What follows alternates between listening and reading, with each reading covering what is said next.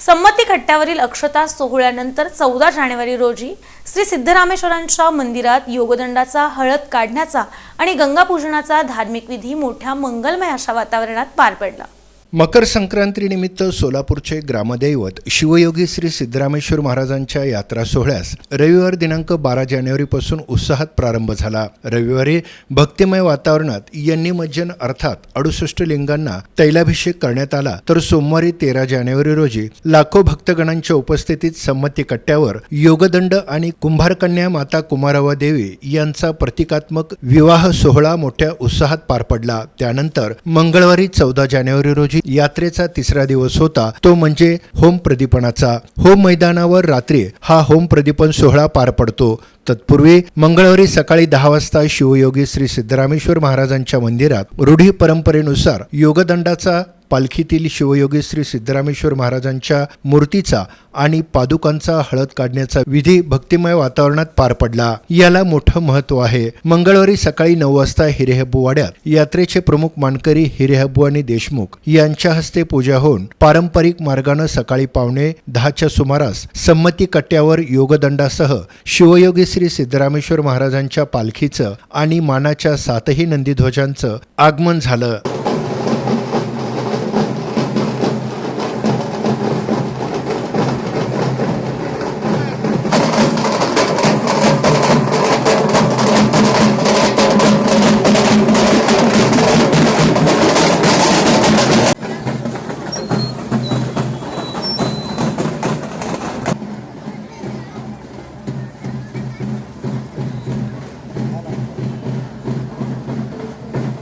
दरम्यान शिवयोगी श्री सिद्धरामेश्वर महाराजांच्या हातातील योगदंड आणि पालखीतील शिवयोगी श्री सिद्धरामेश्वर महाराजांच्या मूर्तीस मानकरी योगीनाथ शिवशेट्टी, विजय शिवशेट्टी, धर्मराज शिवशेट्टी तसंच समर्थ शिवशेट्टी यांनी करमुटगी लावली, तर पालखीतील पादुकांना मानकरी सतीश म्हेत्रे, रोहित म्हेत्रे, गणेश म्हेत्रे यांनी करमुटगी लावली।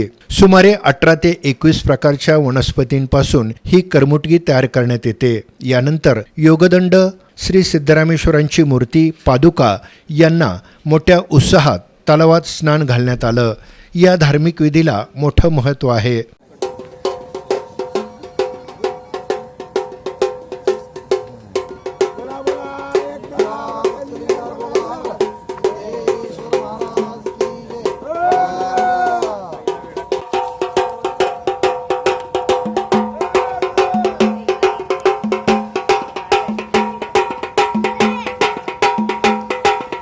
दरम्यान मानकरी सतीश म्हेत्रे यांनी यात्रेचे प्रमुख मानकरी हिरेहब्बू यांची या प्रसंगी चरण सेवा केली। यावेळी मानाच्या 1 ते 7 नंदीध्वजांना करमुटगी लावण्यात आली आणि मोठ्या उत्साहात सर्व नंदीध्वजांना तलावात स्नान घालण्यात येऊन शिवयोगी श्री सिद्धरामेश्वर महाराजांचा प्रचंड जयघोष करण्यात आला।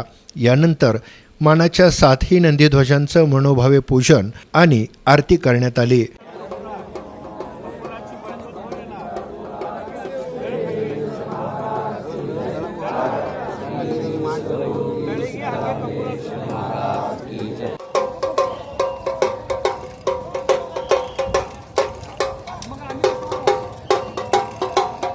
या सर्व विधीनंतर अमृतलिंगाजवळ यात्रेचे प्रमुख मानकरी मनोज हिरेहब्बू आणि सुधीर देशमुख यांच्या हस्ते गंगा पूजनाचा धार्मिक विधी मंगलमय वातावरणात पार पडला। या धार्मिक विधीला देखील मोठं महत्त्व आहे। यावेळी एका दुर्डीत हार, दांडा, बांगड्या, मणिमंगळसूत्र, जोडवे, खण, हळद कुंकू, पान, सुपारी, नारळ, नैवेद्य आणि सौभाग्य लेणी ठेवण्यात येऊन ती सुपाने झाकण्यात आली। यावेळी यात्रेचे प्रमुख मानकरी राजशेखर हिरेहब्बू, सागर हिरेहब्बू, जगदीश हिरेहब्बू, विनोद हिरेहब्बू, विकास हिरेहब्बू तसंच राजशेखर देशमुख यांच्यासह हिरेहब्बू आणि देशमुख कुटुंबातील सदस्यांची उपस्थिती होती। या सर्व विधीनंतर शिवशंकर कंटीकर यांनी ही दुर्डी अर्थात सतीचं वाण हे श्री सिद्धेश्वर तलावातील पाण्यात म्हणजे गंगेला अर्पण केलं। दरम्यान या संपूर्ण धार्मिक विधीनंतर हिरेहब्बू यांनी देशमुखांना मानाचा विडा दिला। त्यानंतर गर्भमंदिरातील श्री सिद्धरामेश्वरांच्या पादुकांना करमुटगी लावून त्या धुवून त्यानंतर गदगीची आरती करण्यात आली।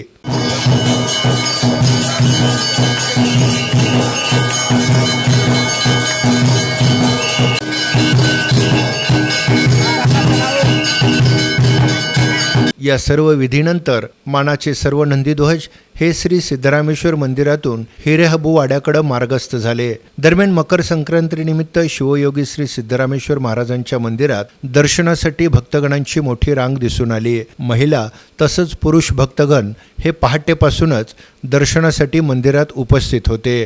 शिवयोगी श्री सिद्धरामेश्वरांच्या अखंड जयघोषानं अवघं वातावरण या निमित्त दुमदुमून गेलं होतं.